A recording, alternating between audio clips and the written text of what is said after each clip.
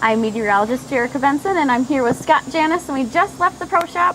I learned all about the clothing, the shoes, and that it's really not that expensive. Only $6. I can definitely afford to go to the driving range on $6. So I think it's my turn to drive the golf cart, right? Yes, yes. And before we get in the cart, we'll just talk a little bit about some etiquette when it's time to drive the cart. It's best to stay on the cart path, so the cart path looks very similar to a road. And then in regards to just some nice etiquette when you're driving, if someone is getting ready to hit a shot, you should maybe stop, wait for them to hit the shot, and then you could move along right after that. Right, you don't want to scare them mid-swing and then the ball goes crazy. Correct, right? correct. Okay. And then the other thing is you can actually drive everywhere on the golf course except for the golf greens, which are the greens are where the people are putting.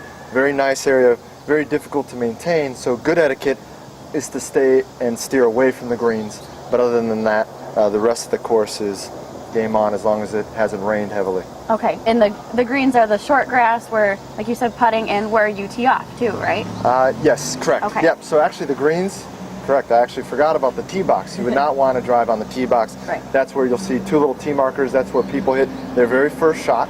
And so the tee markers, tee boxes you would say, and the greens should be steered away from, but other than that, the rest of the golf course is okay. Okay, great. All right. Well, let's get in the cart. All right, so here we are with the golf cart, and Jerica, the first step is, just like a car, you would want to turn the key on. So a lot of people have difficulty finding the key. It's right here in the front. Now that that's on, we do have a forward and reverse gauge here. Right now it's in neutral, so all you have to do is take this, push it to the left. Now the cart will move forward.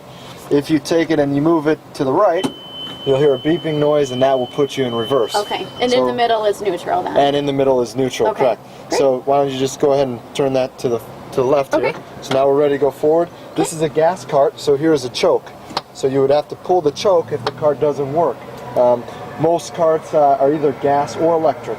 So if they're gas, use the choke, and if they're electric, you won't need that. And now we're actually ready to move. This is an emergency brake. So once you hit the gas pedal, the emergency brake releases.